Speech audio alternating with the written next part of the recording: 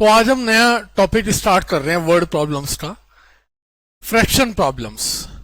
सही है, important questions आते हैं, बनते हैं, और सीबीएसई में क्वेश्चंस आते भी बहुत हैं। ठीक है, अगर आप हर साल 3 पेपर को एनालाइज करेंगे तो 95% आपको किसी न किसी सेट में एक क्वेश्चन फ्रैक्शन की वर्ड प्रॉब्लम का मिल जाएगा। और बहुत ही इजी कॉन्सेप्ट है, बहुत ही इजी। मतलब आपको सिर्फ और सिर्फ लैंग्वेज को समझना है और पकड़ना है। ठीक है, फ्रैक्शन में जब हम एक सोचते हैं, जैसे अगर हम सोचते हैं एसी, तो माइंड में आ जाता है कि गर्मियों में चलने वाला कोई एक मशीन है ना। हम हीटर सोचते हैं तो सर्दियों में चलने वाली मशीन है, तो एकदम एक इमेजिनेशन आ जाता है कि हाँ ये चीज ये है, ये चीज ये है। फ्रैक्शन जब मैं अपने माइंड में बोलता हूं तो मुझे कुछ दिस अपॉन दिस वाली चीज दिखाई देती है ना। वो ए अपॉन बी हो सकता है, एक्स अपॉन वाई हो सकता है, 1/2 हो सकता है, 5/6 हो सकता है। तो फ्रैक्शन कुछ ऐसा दिखाई देता है जैसे ये एक्स अपॉन वाई है। और इनको जब सब पार्ट्स में पढ़ते हैं तो पता चलता है कि this portion is called as numerator and this portion is called as. सही है, यहां 2 टाइप के क्वेश्चंस होते हैं। पहला टाइप ऐसे होता है जिसकी स्टार्टिंग जैसे होती है कि फ्रैक्शन बिकम दिस। अब कंडीशन आती है, कब कब हो जाता है ऐसा?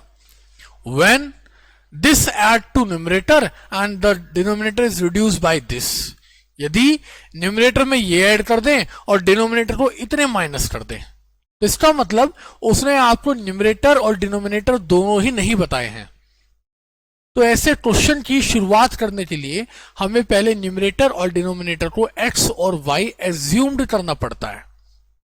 अगर ये न्यूमरेटर और डिनोमिनेटर x और y ही होते तो फ्रैक्शन x अपॉन y ही होता। लेकिन क्योंकि हमने इस न्यूमरेटर और डिनोमिनेटर के अंदर थोड़ी सी छेड़छाड़ कर दी, कुछ प्लस कर दिया, कुछ माइनस कर दिया, तो ऐसा करने की वजह से क्या हुआ? ऐसा करने की वजह से ये फ्रैक्शन चेंज हो गया। एग्जाम्पल के तौर पे मैं आपको कहता हूं कि एक फ्रैक्शन है 3/5। इसका न्यूमरेटर क्या है? 3 और डिनोमिनेटर क्या है? If we add 1 to the denominator the fraction become 1/2। If we add 1 to the denominator, the fraction become। तो देखते हैं क्या ऐसा संभव था? डिनोमिनेटर क्या है 5 और उसमें उसने क्या कंडीशन लगाई है? 1 ऐड कर दीजिए, तो कितना हो गया? इसे सिंपलेस्ट फॉर्म में करिए तो ये फ्रैक्शन ये बन गया। कब बना? When we add 1 to the denominator। ये बात समझ में आई? तो फ्रैक्शन के क्वेश्चंस में हमेशा कंडीशंस लगेंगी और उस हिसाब से चीजें चेंज होती चली जाएंगी। यहां तक कोई डाउट है? कोई डाउट है? अब मेरे सामने बड़ा सिंपल सा क्वेश्चन आ जाता है, a fraction become 4/5। A fraction become if 1 is added to both numerator and denominator। A fraction become 4/5 if 1 is added to both the numerator and denominator। तो इसका मतलब न्यूमरेटर और डिनोमिनेटर कुछ और थे, और वो क्या क्या मान लिए? Let the numerator be x and let the denominator be y।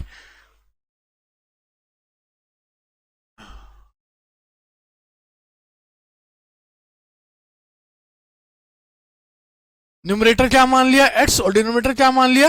y। अब वो क्या कह रहा है? If 1 is added to both numerator and, तो फ्रैक्शन बिकम क्या करना चाहिए? क्रॉस मल्टीप्लाई करना चाहिए। 5x + 5 ये इधर आया,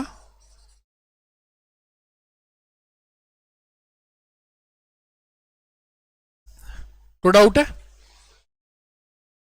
फिर आगे कहता है if however 5 is subtracted from both the numerator and denominator, मतलब यदि 5 को सब्ट्रैक्ट कर दिया जाए from the numerator and denominator, the fraction become 1/2, the fraction become, तो कंडीशन क्या कहना चाह रहा है?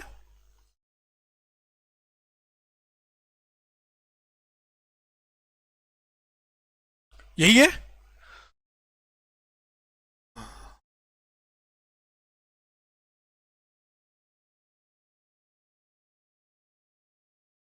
इधर 10 में से 5 चला गया, 5। अब शायद जैसे ही आपने एलिमिनेशन मेथड में बहुत सारी क्वेश्चंस को सॉल्व किया है, ऐसे ये भी सॉल्व हो जाएगा। सॉल्व करो और एक्स और वाई निकाल के दो मुझे।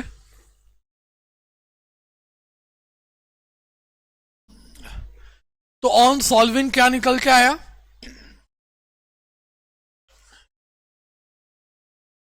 And y is equal to, तो आप क्वेश्चन को ऐसे एंड नहीं करोगे, आप लाइन लिखोगे therefore the required fraction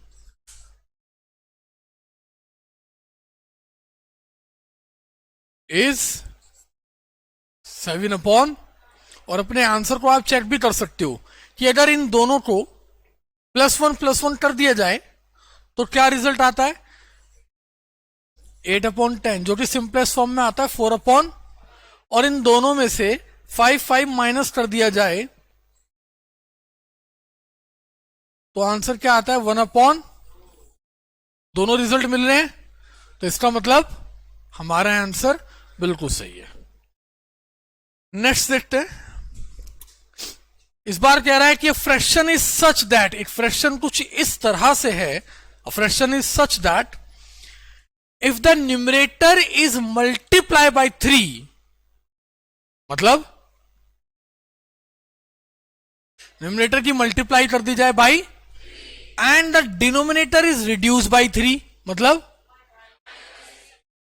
तो न्यूमरेटर की मल्टीप्लाई बाई कर दी जाए बाई 3 और डिनोमिनेटर को रिड्यूस कर दिया जाए बाई, तो ऐसा करने के बाद क्या होगा? द फ्रैक्शन बिकम 18/11, तो फ्रैक्शन क्या हो जाता है? क्या इसको सॉल्व कर लेंगे? बन जाएगी पहली क्वेश्चन। नेक्स्ट देखते हैं। But if the numerator is increase by 8, if the numerator is increase bye, तो शुभकर्मन ये क्या कहना चाह रहा है आपसे? यस, तो न्यूमरेटर में हमने ये 8 को ऐड कर दिया, एंड डिनोमिनेटर इज डबल्ड। सम्राट क्या कहना चाह रहा है? ट्वाइस कर दिया, तो twice of Y. Numerator is increase by 8 हो गया और डिनोमिनेटर इज ट्वाइस हो गया। ऐसा करने से द फ्रैक्शन बिकम 2/5, तो फ्रैक्शन क्या हो जाता है? क्या सॉल्व कर लेंगे? एक्स और वाई आ जाएगा। श्योर? आगे चले, चलिए। The denominator of the fraction is 4 more than twice the numerator. जरा देखिए ध्यान से, the denominator of the fraction, denominator of the fraction जो कि क्या है? y, denominator of the fraction जो कि क्या है? y इज 4 मोर देन, 4 ज्यादा है किससे? Twice the numerator. न्यूमरेटर के ट्वाइस से भी ये ज्यादा है।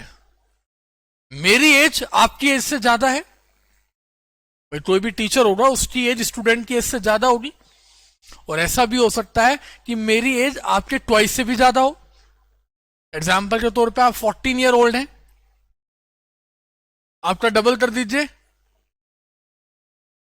मैं आपसे तब भी ज्यादा हूं, तब भी आप अपने में 5 ईयर ऐड कीजिए, तब जाके मेरी एज बनती है। तो मैं तो अपनी जगह फिक्स रहा हूं, मेरी तो जो एज थी, मेरी तो यहां पे मेरी एज लिखी गई है। जितना भी मल्टीप्लाई प्लस हुआ है वो सब आपके साथ हुआ है। आपकी एज क्या थी? पहले उसका ट्वाइस हुआ, देन उसी में क्या हुआ? ऐड हुआ। अब यहां आते हैं, the denominator of the fraction is 4 more than twice the numerator. ये 4 ज्यादा है किससे? इसके ट्वाइस से भी, तो 4 कहां ऐड होगा? यस, कुछ बच्चे भी कंफ्यूज है, कह रहे वाई में होगा। अगर मैं आपसे 5 साल ज्यादा हूं आपके ट्वाइस से भी, तो क्या आप ये 5 साल मेरे में ऐड कर दोगे? ऐसे करोगे कि मैं आपके ट्वाइस से भी 5 साल ज्यादा हूं, अब तो मैं 10 साल ज्यादा हो गया, और मैं ज्यादा हूं ना, और आपने साइन क्या यूज किया है? इक्वल का। और जबकि मैंने आपको इंडिकेशन दिया है कि I am greater than you, मैंने इंडिकेशन ये वाला दिया था, आपने ये वाला साइन लगाया है, तो बैलेंस करने का काम आपका है। क्योंकि मैं ज्यादा हूं तो आपको अपने में ऐड करना है जो भी करना है, सही है। The denominator of the fraction is 4 more than twice the numerator. Equation समझ में आई? चलिए इसे थोड़ा सा अपने हिसाब से बना लेते हैं। ये 2x यहां प्लस का इधर आके, तो माइनस के 2x, y तो प्लस का ही था, is equal to 4। Equation 1। Any doubt? आगे देखते हैं। When both the numerator and denominator are decreased by 6, जब न्यूमरेटर और डिनोमिनेटर को डिक्रीज्ड बाय 6 किया जाता है, मतलब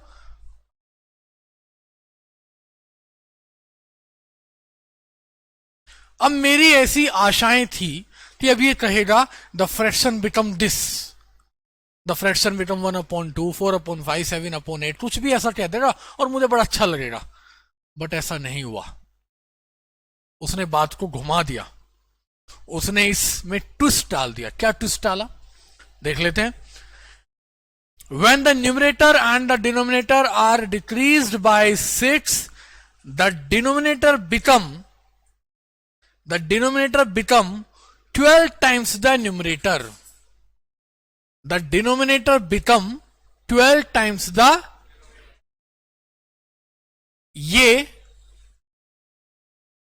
ये इसके 12 टाइम्स है, ये इसके, ये है 12 टाइम्स। बैलेंस करना है तो बैलेंस कैसे होगा जरा ध्यान से देखते हैं। पहली बात तो ये फ्रैक्शन की तरह से नहीं लिखे जाएंगे,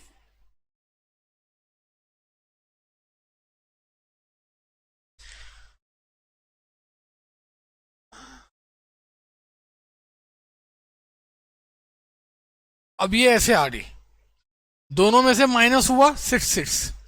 अब ये इसके 12 टाइम्स है, तो बड़ा कौन है यहां पे? ये वाली टर्म, और ये 12 टाइम्स बड़ी है, तो बैलेंस कैसे हो रहा है जरा बताओ। जब हम इसका 12 टाइम्स कर देंगे, बोलो समझ में आया क्या? नहीं आई ये वाली बात समझ में? पक्का? फिर समझ लो।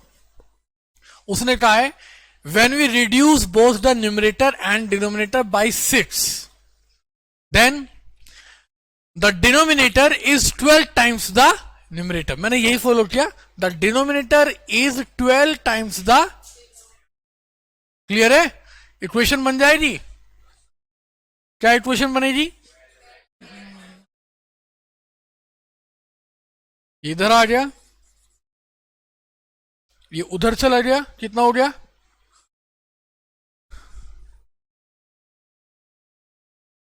ये दोनों सॉल्व हो जाएंगी, एक्स और वाई सॉल्व हो जाएंगे। सॉल्व करो सब बच्चे भी।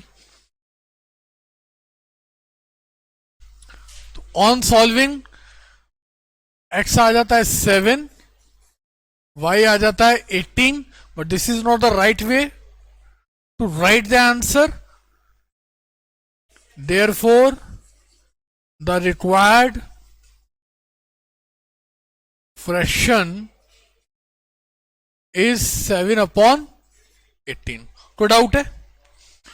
सो this is all about the fraction types. इस बेसिस पे आपको एक्सरसाइज करनी है, क्वेश्चन समझने हैं, जो डाउट्स आएंगे वो क्लियर करते हैं, ठीक है। अब इसके बाद नेक्स्ट टाइप देखते हैं हम लोग।